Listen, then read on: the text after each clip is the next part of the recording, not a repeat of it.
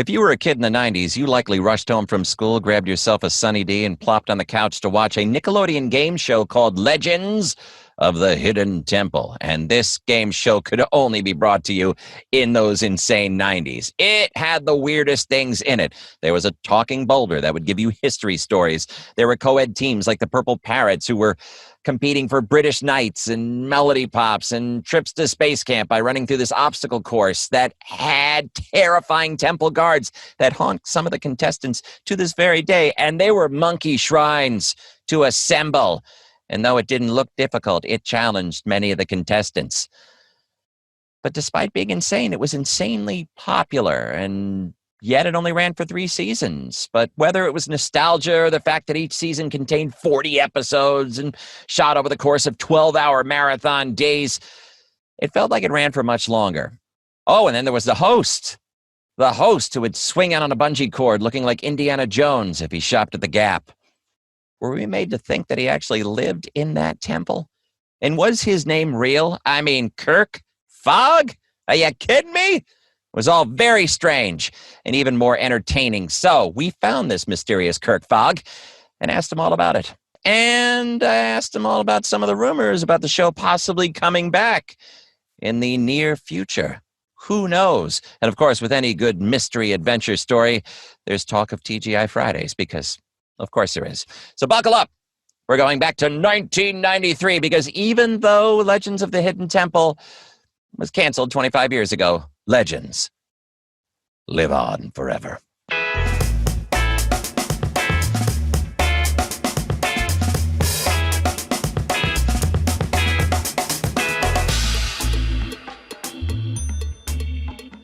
Spotlight Effect is an opportunity for us all to revisit, relive, and reminisce about certain moments in history and those who were responsible for them. Each of our guests has at some point achieved a certain level of fame, enough that it still garners our attention today, and we want to know more about them. So, every Tuesday I'm going to sit down with one of these people who were either household names or just part of the public consciousness for a while and either continued or went back into a more normal lifestyle. We're going to talk about the lead up, the since, and shine the spotlight on their big moment. We'll find out what effect it had on them and the effect that it had on us as well. So please visit our website at thespotlighteffect.com and on all the social media platforms at Spot Effect Pod for extra features and for new shows.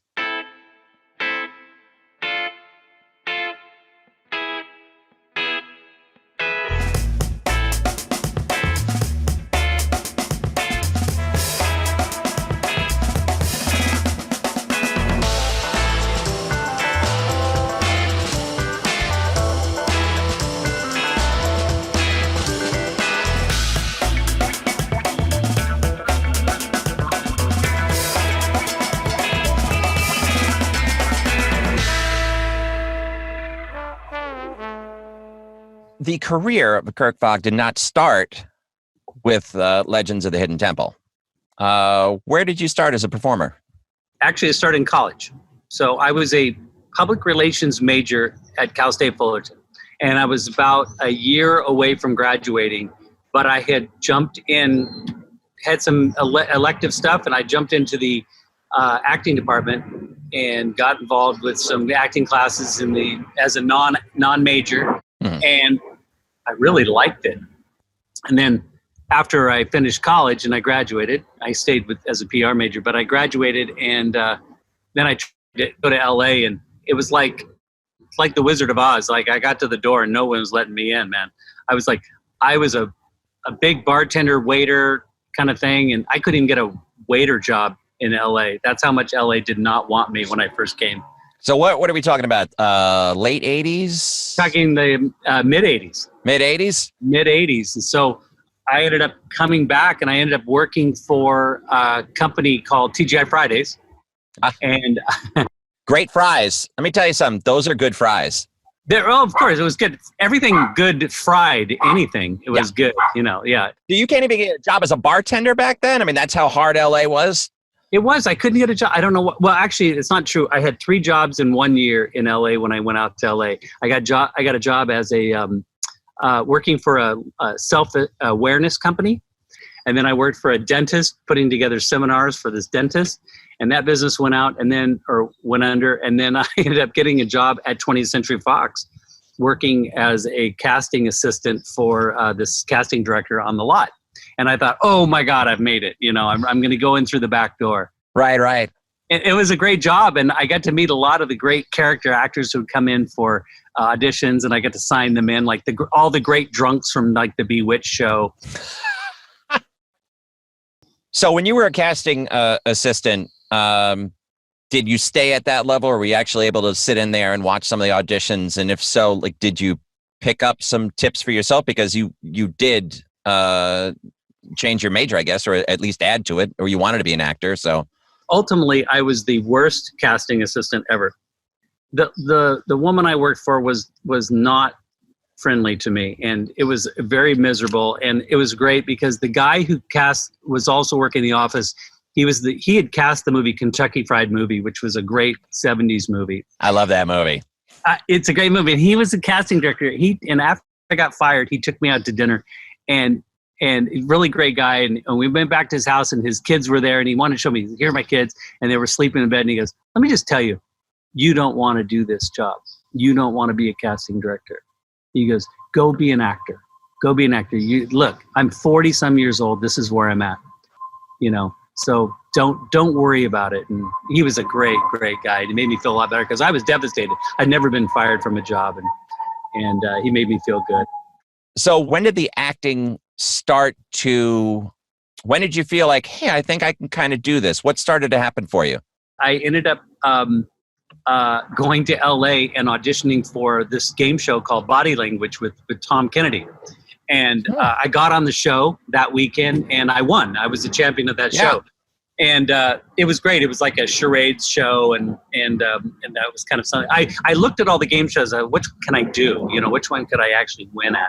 And that was the one I could do, the acting game show. And why did you? I had read something about that where you made up your backstory of where you came from. I did. Because a producer friend of mine that I knew from LifeSpring I was at their house for some sort of party, and we were talking about game shows. He goes, you can get on a game show, but don't tell them you're from California. They like out-of-town guests. So I said, oh, okay, yeah. So just make up a place where you're born. And I was always a big Chicago Cubs fan. So I decided to say that I was from Chicago, which I had never been. And there were celebrities on that show. Yeah, the guy who I won with was TC from Magnum PI. And he actually played for the Atlanta Falcons, and he got a job on Magnum PI. So you've been on a game show, but that wasn't what transitioned you to a game show. Where was your next stop after being a winner? So I went to New York. So you went to New York. So now you're in New York, eating the greatest pizza in the world. Yeah, Gray's Papaya. I had Gray's Papaya. Oh, Gray's that you've had Gray's Papaya and you've lived to tell the tale is a testament to a New Yorker. Well done, two sir. Hot dogs and a Coke for like $1.25 or something like that. So where'd you start? You get to New York. You commercials? I did. I started. You have to start studying. So I actually studied where Uta Hagen teaches. Yeah. And I stayed there for a couple of years, and started learning how to act on a different level. And then I actually got to study with Uta Hagen. And then, you put these things in backstage, you put your, I make my submissions. So I'd make my submissions, send them out, barely had any money, submit them. And then one day I got a phone call and I got offered an audition for a sci-fi film. And so I went in and I booked it. I was like, boom, I booked it. And I was like, wow, I booked this job. And it took a year to shoot the movie, right. but it really gave me a lot of confidence. And I had seen a manager before, and I did the worst audition for him. And because I was too nervous. But after I did this movie, I had new confidence. And I had these pictures from the movie set. So what was the name of the movie? It was called Alien Space Avenger.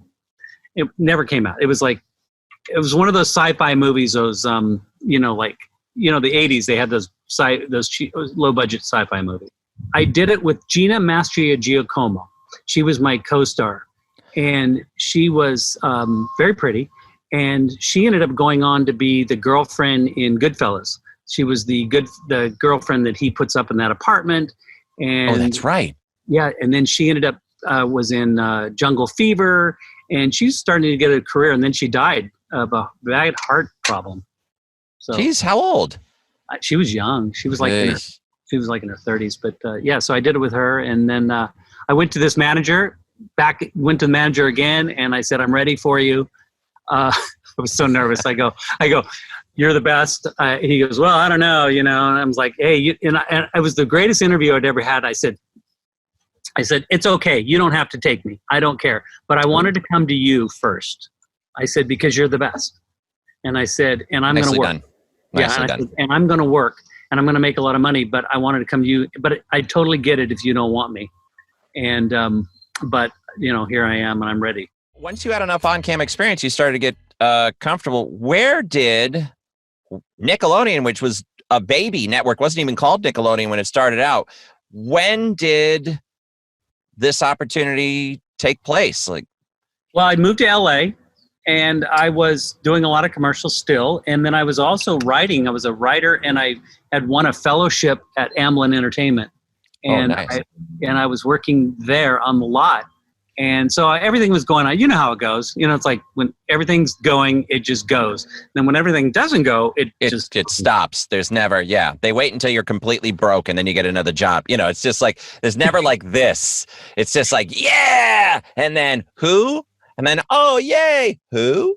Yeah, totally right. But you got thrust into the spotlight, literally with this show. And what did you think about it? Well, I got the job and I auditioned for it. All I had to do was the announcer thing. I had to announce him, the guy going through the temple. And like I said, my brother and I would do that at home. So I did that, and I kind of knew how to do it. I had no idea what we were doing. And I got the show, and I got sent to Orlando 2 weeks later. Well, is this somewhere your agent's like, "Hey, I got this game show on this new network. I don't know. You booked it. Let's go." So they put me out there, and I had no idea what I was doing. I never hosted a game show. It was really difficult. I didn't know how difficult it was until actually we started shooting it, because they really didn't put me through any practice or rehearsal or anything, because they were trying to figure out how to put the game show up. So yeah, those type of shows, they're kind of, I don't want to say they're like reality shows, but there's, especially when you're working with kids and you can't really shoot it in sequence, like say Price is Right or something, where beginning, middle, and end, and all that's done in like one day. You're shooting multiple episodes, multiple casts. It's shot out of sequence a little bit. How do you wrap your head around trying to be the face of something when you're not even sure, like on day one, what it is that is being made? Remember when I said that those 2 times when they set me down and said, "We really like you, but it's not working out"? The casting director, the bartending thing. Yep. This was another one of those moments. "We really like you, but it's not working out. You're not getting this." Is that what you thought was going to happen, or they were actually talking to you about this? No, it was actually coming down the pike a little bit in the first season. Yeah, I was like, great, right? I'm like, oh, fantastic. And I was like, no, I can be better. I don't know how to be better, but I can be better, And they gave me a bunch of tapes to look at. J.D. Roth was a big game show guy back in the day, and they had produced his shows. And so I watched his shows and sort of, understood kind of the character that I needed to be. And I started trying to get some, trying to be, a little more looser, but it was really difficult. And you would know this, it was 3 camera. It was teleprompter. It was live audience. It was a very complicated game show. And I had to do pretty much everything in the first season. I had to do all the legend. I had to introduce the game, the actual game. I had to describe the game. Then I had to referee the game, and then I had to wrap the game up, and then I had to send it to the next game.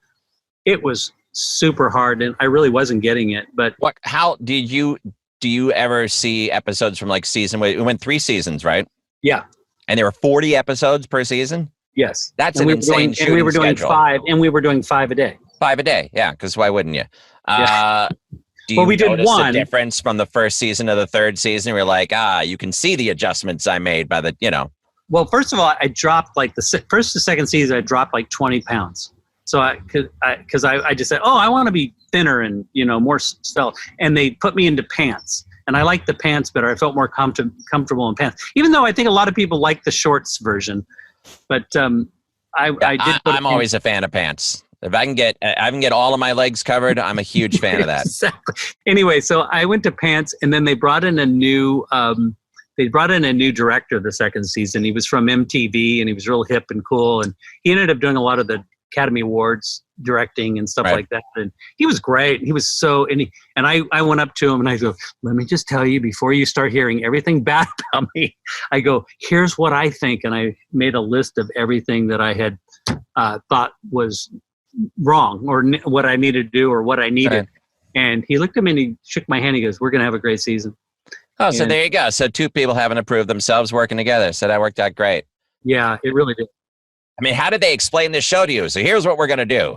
Well, they kind of showed me a script, but it wasn't really a script. It was really just like, here are the legends. And I read all these legends. I'm like, yeah, but how is that a game show? Like, how does that work? But they were literally had 3 stages that they were building and, building and trying to figure out how to make all this stuff. They had gotten the job without doing a pilot. So they were scrambling too to try to figure out how to get it up on its feet. And, that's a hugely, just think of the temple itself and all the contraption, the doors and everything that had to work. Then they had to come up with a moat, and they had to figure out how to figure out the games to have kids cross moats. I'm looking at the set and I'm like, oh man, just building this alone, the budget. But you're also talking about a network that didn't really have, it wasn't the beast that it became. And I mean, not for nothing, you could say that like everything that Nickelodeon is today, kind of, you were like a major rung on that ladder. I mean, that show was big. Yes. I mean, to have a game show where because kids love games, they love game show, they love competition, and they really tapped into all those things that kind of like, it's like almost like a sugar rush for kids, all the things you would want to hit. Maybe the kids on the show might say something different with the pressure that was on them. Well, nobody knew what kind of pressure was until you got out there and you had to do it. People go, how come they had so much trouble? I go, that was the most insane fun house to go through. And you had they got to walk through the temple for 15 minutes before they did it, in a group, and to see like how all the doors would open and and all that kind of stuff. They got a chance, but how are you going to remember that? You're 10 years old, and it's a 12-hour day. It's a 12-hour day. But what were your responsibilities? Where did you focus your attention on? What could you control, and what did you contribute to the show? Well, like I said, when I came to that director of the second season, I go, look, this is where I'm having my issues. I need to know, I need help. I need help with what's going on. I need an assistant to be there to tell me what's coming up and take notes on what I've just been through. And so that way I can reference it later in my life, to also keep score so that I know exactly who wins right after the show. Cause it was sort of like, you have to figure out who wins. And I'm like, that's really hard, and then not only say how it wins, how do you move it? So I had an assistant. So I got an assistant who would help me through it on the other side of the camera, obviously. And then the second season, they took all my legend dialogue and they gave it to Dee Baker, and which was great because that's who needed to do the legend, was the voice of Olmec.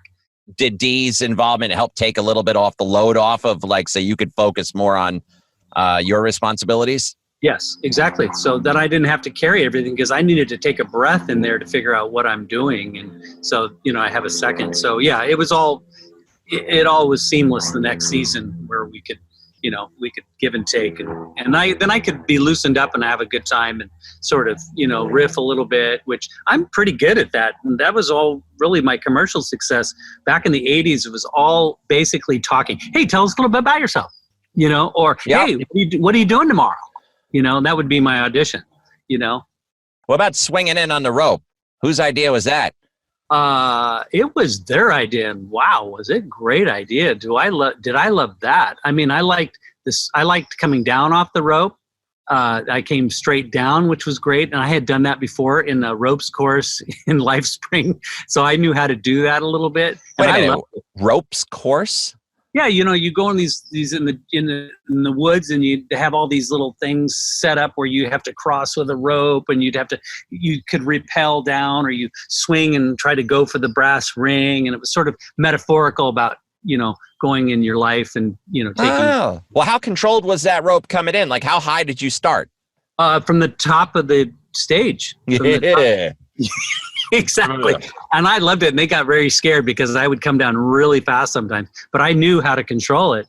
And they got really freaked out, which I could understand. So we would shoot out. We did no. Yeah, well, I fell once. And that was it. No. Were there any contestants that like stuck out where you're like, I will never forget your journey? Well, the girl, it's a story told many times, but it's the girl who threw up in the pit of despair. Yeah, I heard about that. Yeah. So it was, she was sad and she cried, and they were really nervous because they didn't know if they could get her back in the pit to continue the show. And we had to calm her down. And I think she ended up making it out. And I think she cried at the end again, and I kind of cried too. And it was very emotional. If a kid made it through that temple, everybody was feeling. Oh, the release must be like ridiculously rewarding. But those temple guards, that was completely unnecessary. I mean, just the panic attack at home waiting for it to happen. It was great. It's a great device. But man, the trauma. It was completely necessary. I love horror movies, and that was just the part of the horror movie that I liked in that show, because unsuspecting kids focused so focused on where they were going, and it didn't matter. They would come out and they would never not be shocked to the nth degree. If we did that show again with parents, we'd probably have to watch out. Then we give them a heart attack. But do you still remember all the teams? Oh, sure. Yeah. The red jaguars, the blue barracudas, the orange iguanas, the silver snakes, the purple parrots, and what am I missing? The red jaguars, blue barracudas, green monkeys, orange iguanas, purple parrots, and the silver snakes. We got everything. I love it. How much time did you have between seasons? Like when you finished the first one, you must have thought, I don't know what we just did. I think it's good. And they're like, oh, good. Well, we're starting up season 2 tomorrow.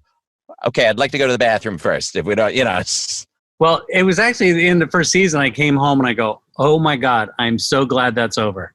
I go, no one could even understand what I just went through. Exhaustion. Can I just go back to doing commercials? I just want to go to see Paul Ventura and go back and do an audition. That's what people, I think people will be interested. The thing that people are interested in is they don't see how long those days are. It just seems like, gosh, that looks fun. I'd love to do that. And you're like, and yeah, it's great. You're not digging ditches. It's fun. It's exciting. But you are, because you're mentally, you have to be. And the mental exhaustion is almost worse sometimes than the physical exhaustion of trying to deliver this. And the pressure of being the host of a show, knowing that it kind of hinges on you to a larger extent, must have been crazy. And it's just a lot of pressure, especially when you care.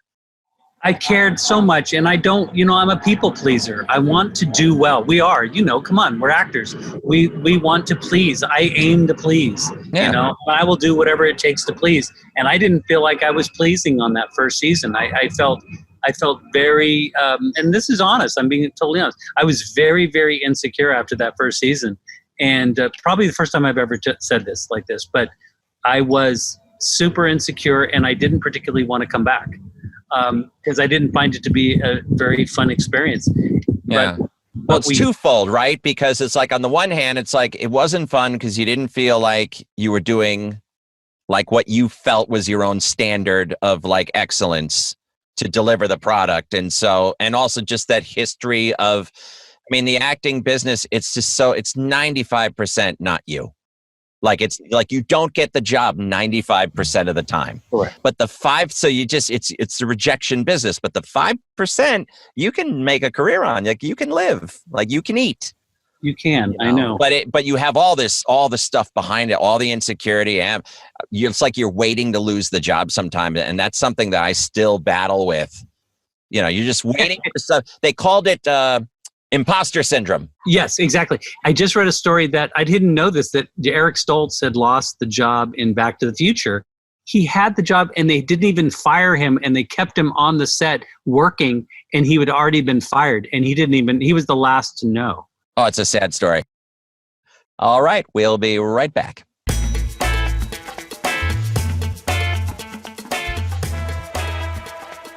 Each week, Spotlight Effect will feature people who have made headlines over the years, top charts, accumulated millions of social media views, stole scenes, or otherwise reached cult status for some period of time. If you like this show, please check us out and subscribe. Visit thespotlighteffect.com and our social media platforms at Spot Effect Pod for lots of good stuff. Please, please leave a review. Be nice. So subscribe, rate, and review us on Apple Podcasts and spread the word. We release every Tuesday with a new fascinating guest, so please keep listening. If you have suggestions for a guest you'd like to hear from, drop us a note on any social platform or thespotlighteffect.com.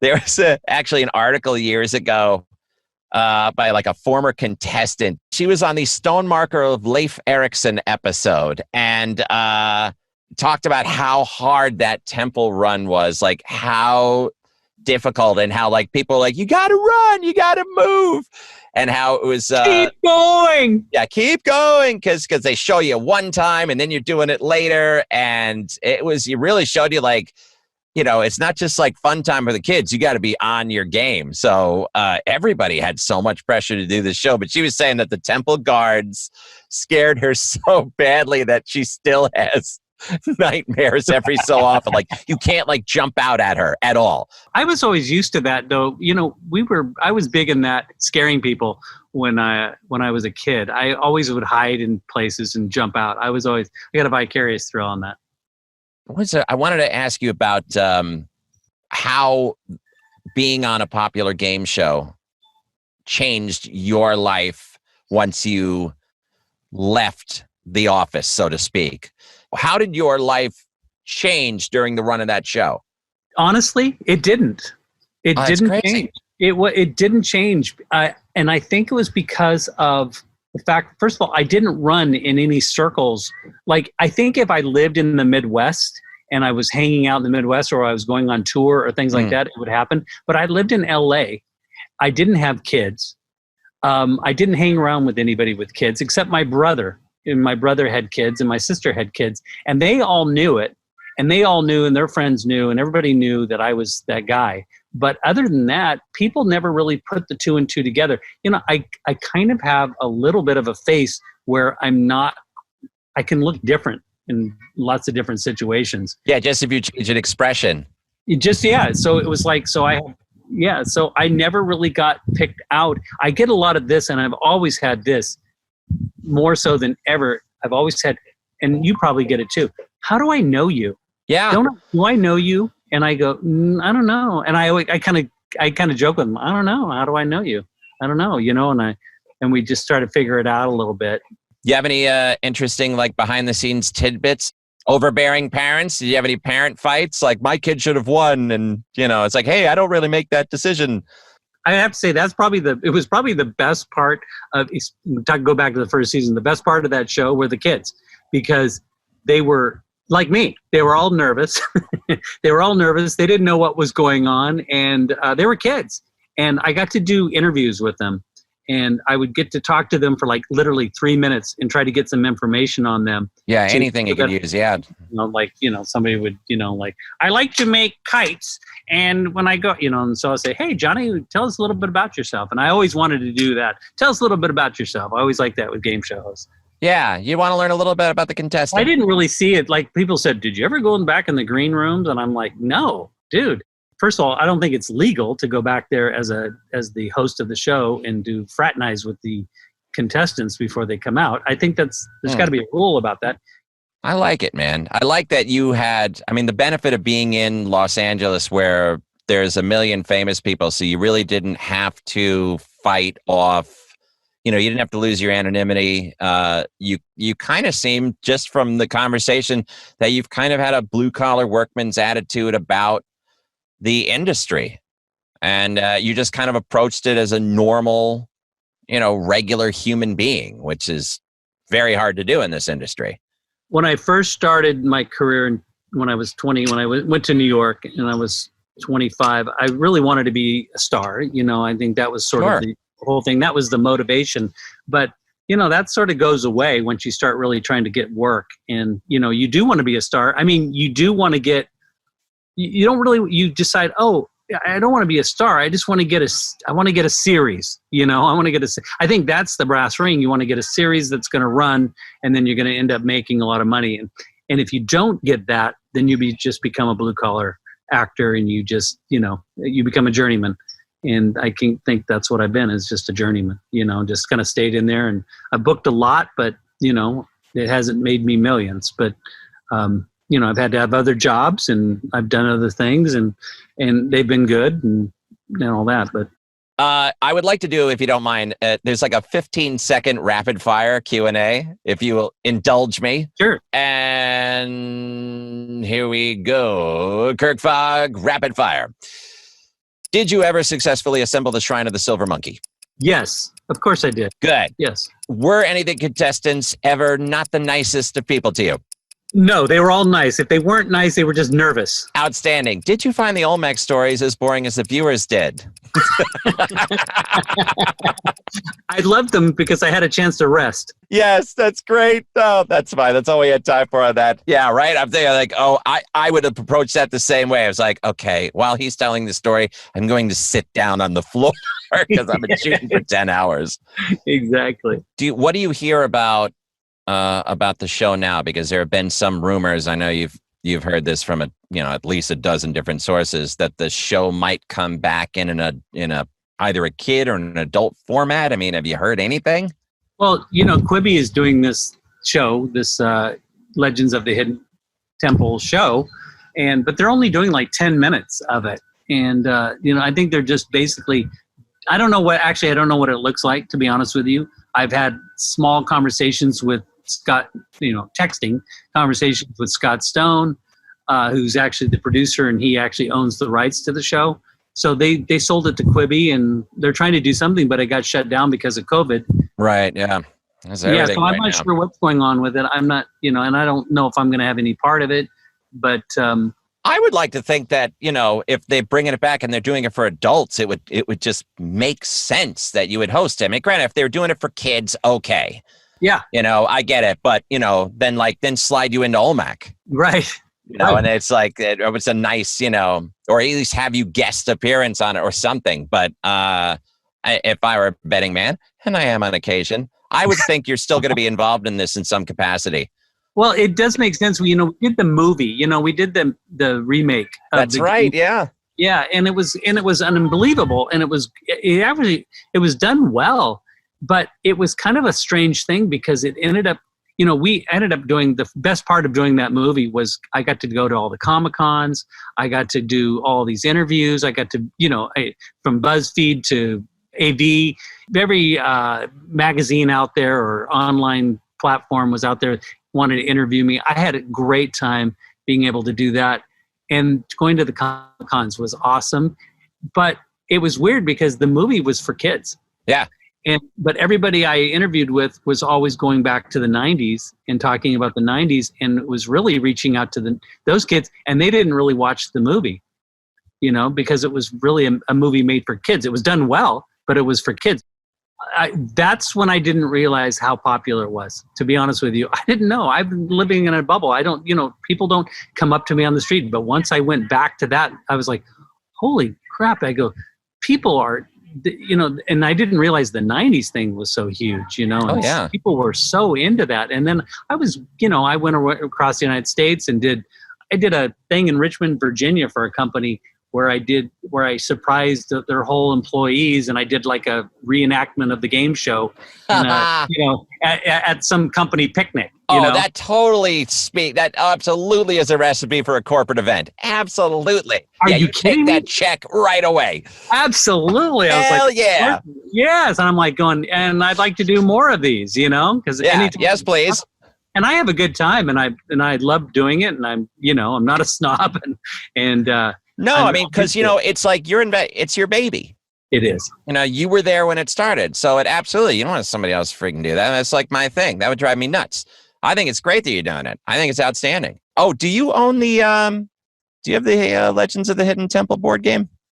I do. Yeah. Oh my God, that's so funny because I was actually going to bring it outside and put it up here next to me, but I thought that would have been great. I love it. Of course I got that game. It was sent to me. Actually, somebody sent it to me and I go, what the heck? Yeah, that was like Target put that out. Like that was their deal, man.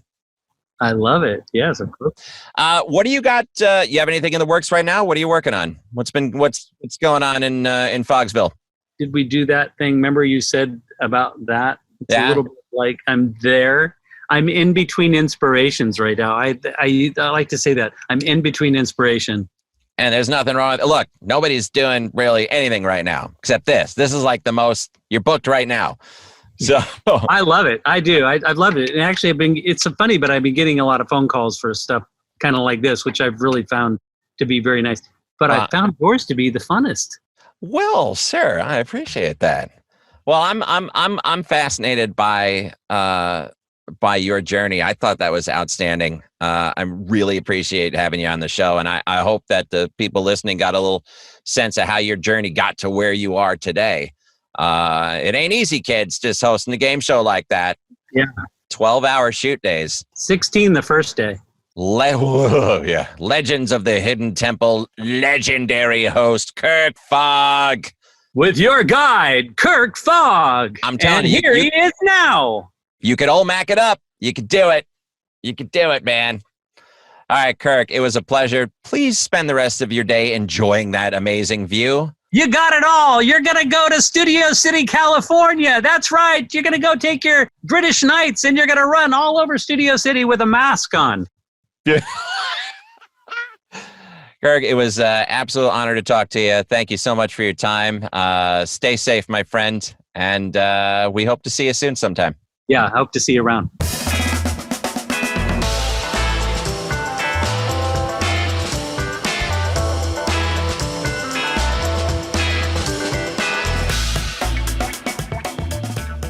This has been Spotlight Effect, where we reminisce about those great moments of years past and the effect they've had on each of us. If you have ideas for guests, please reach out to us at thespotlighteffect.com and on all socials at SpotEffectPod. Thanks for listening.